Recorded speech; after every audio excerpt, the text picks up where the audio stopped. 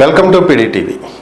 YSR Congress party నుంచి వరుసగా రాజ్యసభ సభ్యులు రాజీనామా చేస్తున్నటువంటి పరిస్థితి. దీనికి ముందు కూడా కొంతమంది మాజీ ఎమ్మెల్యేలు రాజీనామా చేశారు. అసలు పార్టీలో ఏం జరుగుతుంది, ఎందుకు ఇంతమంది వరుసగా రాజీనామాలు చేస్తున్నారు, దీని వెనక ఏమైనా రాజకీయ ప్రలోభాలు ఉన్నాయా లేదా వ్యక్తిగత కారణాలే ఉన్నాయా? ఈ అంశాల మీదే మనతో విశ్లేషించడానికి పాదయాత్ర వెంకటేశ్వర రెడ్డి గారు మనతో ఉన్నారు. ఆయనతో మాట్లాడదాం. నమస్తే వెంకటేశ్వర రెడ్డి గారు. నమస్తే అండి. మీకు పీడీటీవీ వీక్షకులకి రాష్ట్ర ప్రజలకి శుభోదయం. చెప్పండి అండి, మీ ప్రశ్న ఏంటి? సార్, వైఎస్ఆర్ కాంగ్రెస్ పార్టీ నుంచి మోపిదేవి వెంకటరమణారావు గారు, అలానే బేద మస్తాన్ రావు గారు తమ రాజ్యసభ సభ్యత్వాలకి రాజీనామా చేశారు. పార్టీ వీడుతున్నారు, టీడీపీలో చేరబోతున్నారు అనేది సమాచారం. అలాగే మరికొంతమంది కూడా రాజీనామా చేయడానికి సిద్ధంగా ఉన్నారు అని చెప్పి ఒక సెక్షన్ ఆఫ్ మీడియాలో వార్తలు వస్తున్నాయి. దీనికి గల కారణాలు ఏమై ఉండొచ్చు? ముఖ్యంగా చంద్రబాబు నాయుడు గారు అధికారంలోకి వచ్చినప్పుడు ఇలాంటివి జరగకపోతే ఆశ్చర్యపడాలి, జరిగితే ఆశ్చర్యపడాల్సిన పని ఏమి లేదు. ఎందుకంటే 14 నుంచి 19 వరకు మనం చూసాం. 14 నుంచి 19 వరకు ప్రజలు అతనికి సఫిషియెంట్గా మెజారిటీ ఇచ్చినా ఎక్కడ 600 హామీలు అమలు జరపాల్సి వచ్చిద్దోనని చెప్పేసి టాపిక్ అంతా డైవర్ట్ చేస్తూ మన రాష్ట్రం విడిపోవాల్సి వచ్చింది, రాజధాని నిర్మించుకోవాల్సి వచ్చింది, అట్లనే ఈ వలసల్ని ప్రోత్సహించి ప్రత్యర్థి పార్టీని నిర్వీర్యం చేసి ప్రశ్నించే వాళ్ళని లేకుండా చెయ్యాలి. కాబట్టి మనం ప్రశ్నించే వాళ్ళు లేకుండా పోతే, ప్రజల పక్షాన మాట్లాడే వాళ్ళు లేకుండా పోతే మనం ఏం చేసినా అడిగే వాళ్ళు ఉండరు. మనం హామీలు అమలు జరిపినా, హామీలు జరపకపోయినా, మనల్ని రాష్ట్రంలో ఎలాంటి చర్యలు జరిగినా జరగకపోయినా మనల్ని అడిగే వాళ్ళు ఉండరు అన్న ఉద్దేశంతో ఇలాంటి వాటిని ప్రోత్సహించడంలో చంద్రబాబు నాయుడు గారు వెన్నతో పెట్టిన విద్య ఆయనకి. కాబట్టి గతంలో 23 మందిని తీసుకొని 3 ఎంపీలను తీసుకుంటే 19లో రిజల్ట్ ఏమొచ్చిందో చూశారు. అట్లానే పార్టీలకి ఏదైతే నేను మా పార్టీ అని చెప్పేసి మా పార్టీని కూడా నేనేమి సమర్థించట్లేదు. మా పార్టీలో ఈ రాష్ట్ర ప్రజలు 151 స్థానాలు ఇచ్చి జగన్మోహన్ రెడ్డి గారికి అత్యధిక మెజార్టీ ఇచ్చి కార్యకర్తలు 9 ఏళ్ల పాటు పోరాటం చేసి పనిచేస్తే మా పార్టీలో ఉన్న పెద్దలు కూడా కొంతమంది వలసలను ప్రోత్సహించి ఆ వలసలను ప్రోత్సహించిన దానివల్ల నష్టం జరిగి మళ్ళీ అధికారం రాగానే అధికారం పోగానే మళ్ళీ ఎవరి గూటికోళ్ళు చేరారు. ఫర్ ఎగ్జాంపుల్ రామచంద్రయ్య గారిని తీసుకోండి. అట్లానే బేదా మస్తాన్ రావు గారిని మేము పార్టీలో చేర్చుకోవడం వల్ల నెల్లూరు జిల్లాలో మా అనునాయుల్ని, మా సొంత వాళ్ళని మేము పోగొట్టుకోవాల్సి వచ్చింది. పోగొట్టుకొచ్చి ఇతని అధికారం పోగానే మళ్ళీ రాజీనామా చేసి ఏదో అంటారు చూడు స్వామిత, అదేదో తోక వంకర అని, ఆ విధంగా అటు చేరిపోయాడు. చేరిపోవడానికి కథ నడుపుకుంటున్నాడు. ఒకటి కాదు, నేను జగన్మోహన్ రెడ్డి గారికి మీ ద్వారా ఈ సందర్భంగా నేను తెలియజేసింది ఏంటంటే, స్క్రాప్ ఎంత ఉంటే అంత పోనివ్వండి. మనకు కార్యకర్తల బలం ఉంది, ఓటర్ల బలం ఉంది, మనకు ప్రజల్లో విశ్వాసం ఉంది, మన మీద అన్నమాట నెరవేరుస్తారన్న నమ్మకం మన మీద ఉంది. కానీ ఈ అధికారం వచ్చిన తర్వాత కార్యకర్తల్ని గుర్తించకపోవడం వల్ల, మనం వలసలను ప్రోత్సహించడం వల్ల మనకి ఈ దెబ్బ తగిలింది. మళ్ళీ మనం అధికారంలోకి వస్తాం. వచ్చినాక దయచేసి ఇలాంటివి రిపీట్ కాకుండా చూడాలనేది నా విన్నపం.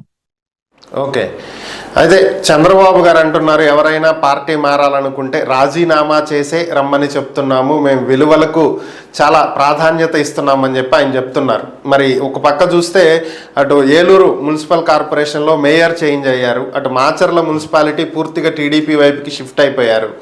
మరి గుంటూరు వెస్ట్ మాజీ ఎమ్మెల్యే మద్దాల గిరి రాజీనామా చేశారు. పొన్నూరు మాజీ ఎమ్మెల్యే కిలార్ రోసయ్య రాజీనామా చేశారు. మరి ఇంకొక పక్కన చూస్తే ఆళ్ల నాని గారు పూర్తిగా పార్టీకి రాజీనామా చేశారు.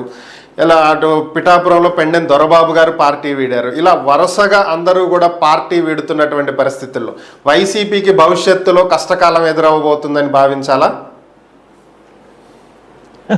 ఇప్పుడు మా పార్టీ స్టార్ట్ అయిందే, మా పార్టీ మొదలెట్టిందే జగన్మోహన్ రెడ్డి గారు, ఆయన తల్లి గారు విజయమ్మ గారితో మేము స్టార్ట్ అయ్యాం.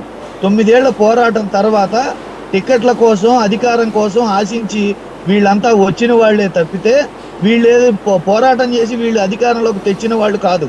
అధికారం అనుభవించడానికి వచ్చిన వాళ్ళు. అధికారం పోయింది కాబట్టి వాళ్ళు వెళ్ళిపోయారు.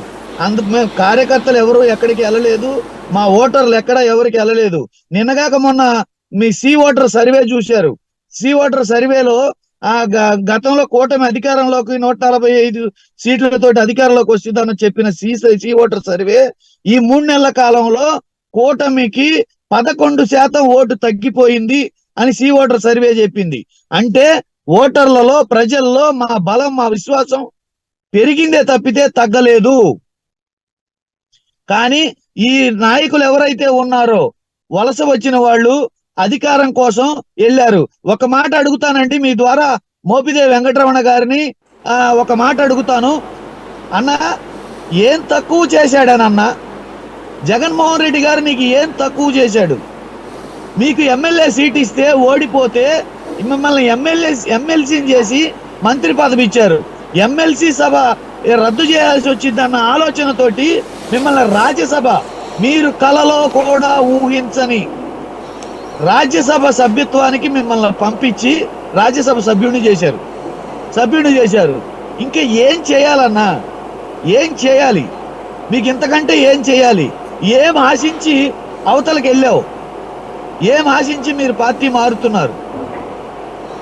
ఒకసారి ఆలోచించుకోవాలా, ఆయన ఆత్మ పరిశీలన చేసుకోవాలా. ఆయన ఇప్పుడు నేను అనేది ఏంటంటే, ఆయన విఘ్నతకి వదిలేస్తే ఆయనకే కాలం సమాధానం చెప్తుంది. నేనేమంటానంటే, కాలం ఎవరిని వదిలిపెట్టదు, ప్రతి ఒక్కరి దూలా తీర్చేస్తుంది. కాబట్టి ఈ వలస వచ్చేవాళ్ళు పోయేవాళ్ళని బట్టి పార్టీ లేదు. మేమెందుకు భయపడమంటే, మాది బేసికల్ గా voter to Jagan, Jagan to voter. కార్యకర్తలు మా బలం, నాయకులు మా బలం కాదు. మేము నాయకులను ఎప్పుడు నమ్ముకోలేదు. మా పరిపాలనలో కూడా మేము ఈ విధానాన్నే ఫాలో అయ్యాం. కాబట్టి పరిపాలనలో కూడా ఈ విధానాన్నే ఫాలో అయ్యాం. ఈ నాయకులు వస్తుంటారు, పోతుంటారు.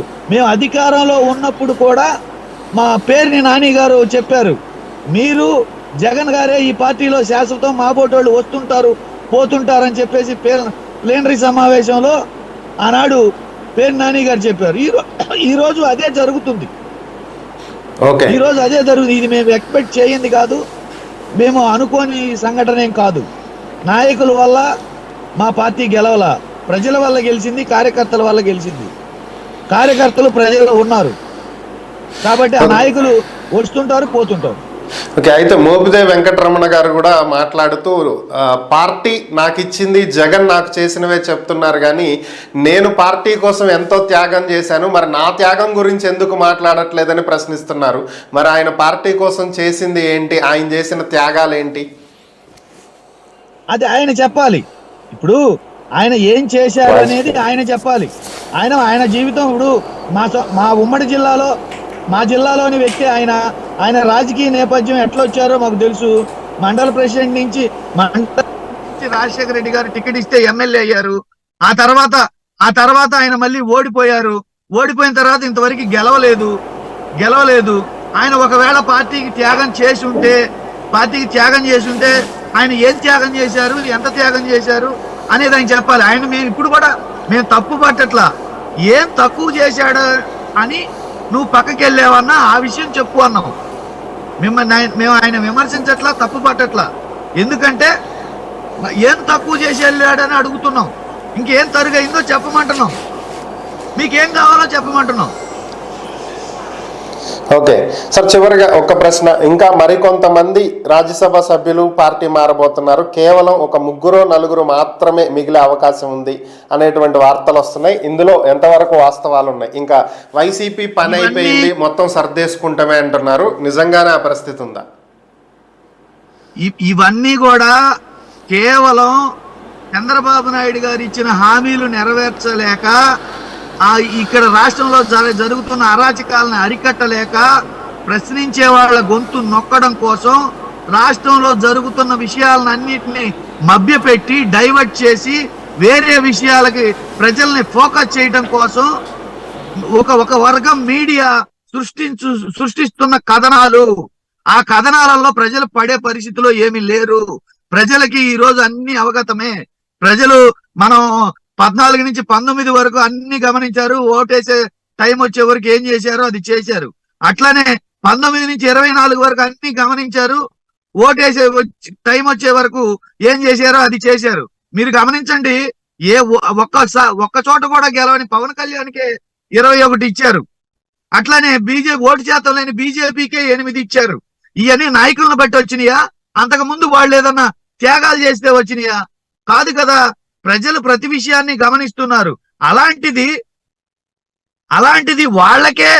వాళ్ళకే ప్రజలు ఆ పట్టం కట్టినప్పుడు మాకు 5 ఏళ్ల పాటు అధికారం అనుభవించి పార్లమెంట్ లో సభ్యత్వ బలం ఉండి 11 మంది ఎమ్మెల్యేలు ఉండి 40% ఓటు బ్యాంక్ ఉండి కౌన్సిల్లో గాని ఎమ్మెల్సీల్లో గాని అన్ని చోట్ల మాకు అన్ని రకాల హంగులు ఉండి మేము పనిచేసిన విధానం ఉండి మేము చెప్పిన ఎప్పటికీ వెనక్కి పోకుండా మేము ఈ పని చేశామని చేసిన రిఫార్మ్స్ ఉండి ఇన్ని ఉంటే మా పార్టీ మనుగడ లేకుండా పోవటానికి మాదేం కొట్టుకొచ్చిన పార్టీ కాదు.